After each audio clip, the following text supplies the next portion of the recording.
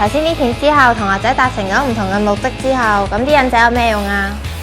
只要同學達到一定嘅要求，除咗可以攞到證書之外，仲可以記優點添噃。舉例啊，如果你呢個學段裏邊攞到一個金獎嘅話，你就可以有3個優點啦。而你3個學段裏邊都攞到金獎嘅話，你就可以有9個優點噃。而且你仲可以攞到呢粒鑽石添噃。哦，咁聽上嚟要拎優點都唔好難啫。咁除此之外，我哋仲有啲咩需要注意㗎？提大家啦，大家一定要喺指定嘅時間之內交俾訓導組。仲有所有中三同學一定要喺呢一個學年裏邊攞到一個銅獎。如果唔係，你就攞唔到一個畢業證書㗎啦。哦，咁我明啦。咁大家都要去參與啦。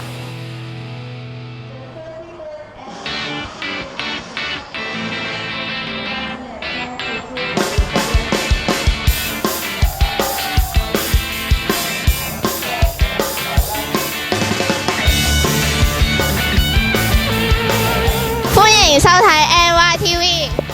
今日咧，我哋就嚟到沙田運動場啦。而我身邊呢兩位咧，就係上年成績好優異嘅兩位運動員啦，就係分別陳若莉同埋李浩然。陳若莉啊，你上年參加咗咩項目同埋攞咗咩獎啊？我上年參加咗800米、1500米跳高，咁我就攞咗冠軍啦，同埋攞咗女丙全場個人總冠軍咯。而我上年呢，就係參加咗100米、200米同埋跳高，3項比賽都攞咗冠軍啦，亦都攞咗全場總冠軍嘅。咁你哋兩個今年又參加咗咩項目啊？我參加咗400米、800米跳遠同埋100米跨欄啦。咁我亦都希望今年可以衛冕翻好似上年咁樣嘅全場總冠軍咯。而我今年呢，就參加嘅項目就同上年係一模一樣，都係100、200同埋跳高嘅。好啦，咁我哋依家即刻睇翻比賽先啦。今年第一個金牌就出現喺男甲1500米嘅決賽，上屆賽事冠軍綠社嘅蔡偉峰喺第2個圈已經帶咗出嚟啦，喺未受威脅嘅情況下成功衛冕。而女甲嘅1500米決賽，上屆嘅亞軍藍社嘅黃泰芝亦都能夠以大熱嘅姿態勝出。至於今屆嘅陸運會，第一個新紀錄就誕生於南越嘅1500米賽事中。比賽一開始，田徑隊嘅廖樂俊同埋梁家威已經領先住其他嘅選手啦。而最後綠社嘅廖樂俊發力，成功以4分54秒刷新新紀錄，比舊紀錄快5秒。田項方面，男丙跳高賽事，黃社嘅鍾海軒以1米38嘅成績，以3厘米之微壓到張少倫。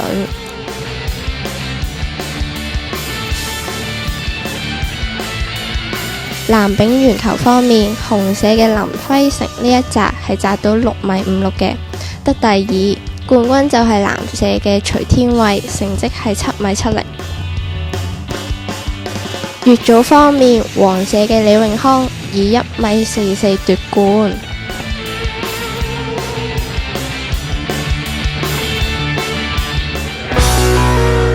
4位嘅 P 老師喺今次嘅陸運會裏面擔任住好重要嘅角色，而大家又知唔知道佢哋今次喺陸運會裏面係負責啲咩呢？張 Sir， 今次陸運會裏面你係負責啲咩職位啊？我係田賽裁判長同埋總裁判，主要嚟講係協助每一個田項工作嘅裁判啦，確保個老師同埋個項目咧得以順利完成。陳思源老師啊，今次喺陸運會裏邊係做啲咩㗎？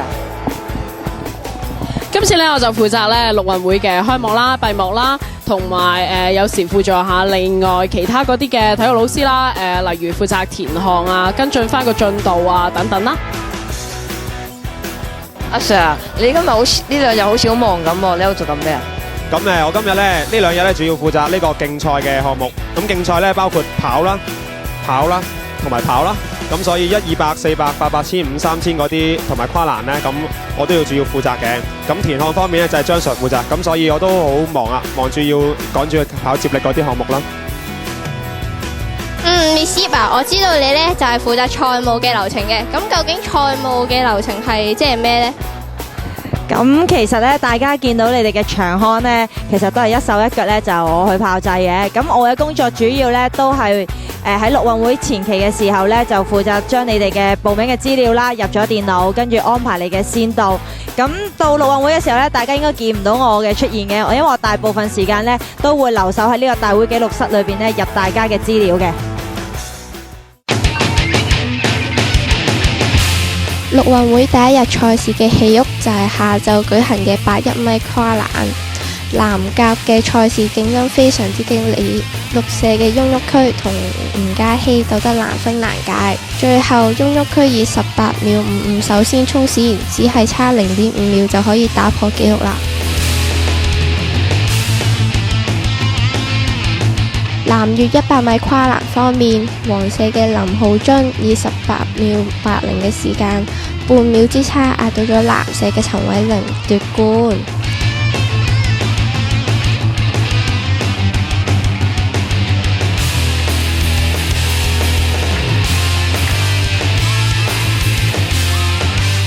至於男泳跨欄，衛冕嘅蘇樂軒足足快過其他選手成2秒咁多，以19秒68衝線。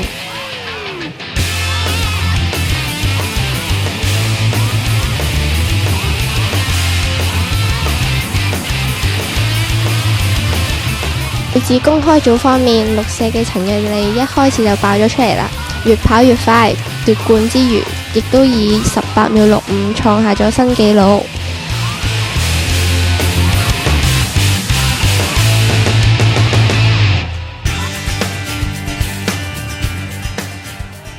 陸運會除咗場內嘅比賽好睇之外，場外嘅啦啦隊打氣，氣氛一樣都好好㗎喎。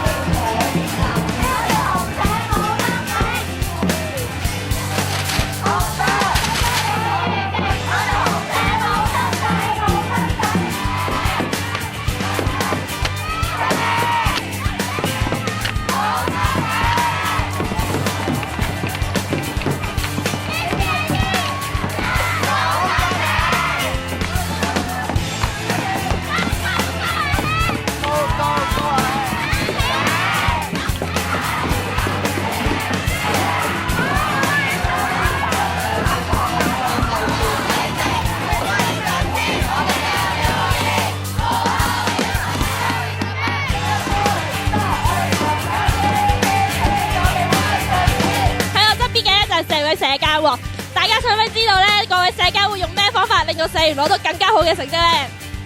嗱，攞金牌嘅男仔社員，梗係我錫佢一啖啦。唔係啊嘛，我諗住攞唔到獎牌嗰啲先至錫佢㗎喎。咁你哋咧？有辦法做我哋最中意做嘅嘢，唱歌。全部咩錫一啖啊！嗰啲唱歌咧都唔夠我哋黃社咁勁啊！我哋諗住組全隊嘅黃社社老師咧一齊唱歌跳舞啊！咁就最勁噶啦，贏晒黃社！哇 ，so amazing！ 大家咪好期待咧！咁大家記住喺呢一集出咗街之後，記住揾各位老師揾佢哋咯！睇下兩位阿 Sir 點樣嘴爛個嘴，兩個 Miss 點樣跳爛啲手腳啦！到底邊個社交方法有用啲呢？我哋下集再睇啦！